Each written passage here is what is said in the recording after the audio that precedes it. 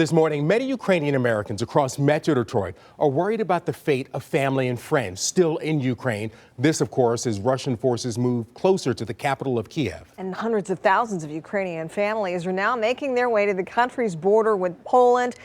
They're leaving their entire lives behind in Ukraine, not knowing if they will ever come back. 7 Action News reporter Faraz Javed spoke with an entrepreneur in Pontiac who has employees and their families barricaded in an apartment complex there in Ukraine. And Faraz, clearly that must be a terrifying experience. What are you hearing about their situation?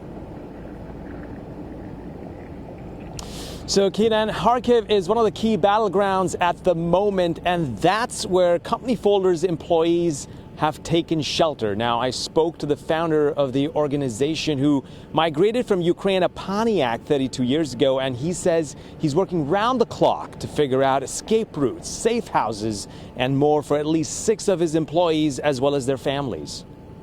They hear shots. Earlier today, there was a rocket that fell very close to their building. That's the trauma Vladimir Gendelman's employees have been experiencing since the invasion began 5 days ago. Vladimir says one of the 7 employees was able to cross into Poland, but once Ukraine introduced martial law, others were trapped. We have 4 people in Kharkiv, which is the city I was born, and this is the Russian border. I spoke to one of Vladimir's employees, Dennis, who has taken shelter in an apartment building along with his family and colleagues. This night it was very loud, something close and heavy was shooting.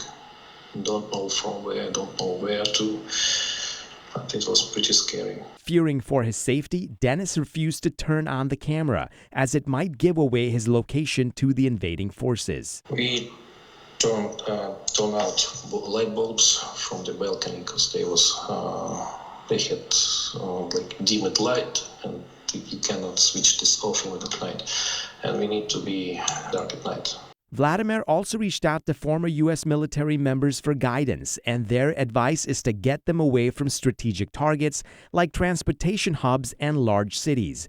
But as the fighting intensifies, the risk of traveling also increases, leaving Vladimir frustrated with the whole situation. When missiles come in, rockets come in, and as soon as they hear it, they go to bomb shelters, they go to the bathroom, they go to the Senate room, to wherever they think they're going to be the most safe.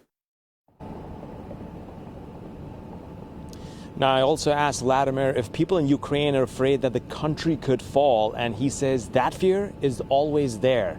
But so far, the Ukrainian military have put up a strong resistance, and there's hope that the country will withstand the assault by Russian forces. Keenan, Alicia, back to you.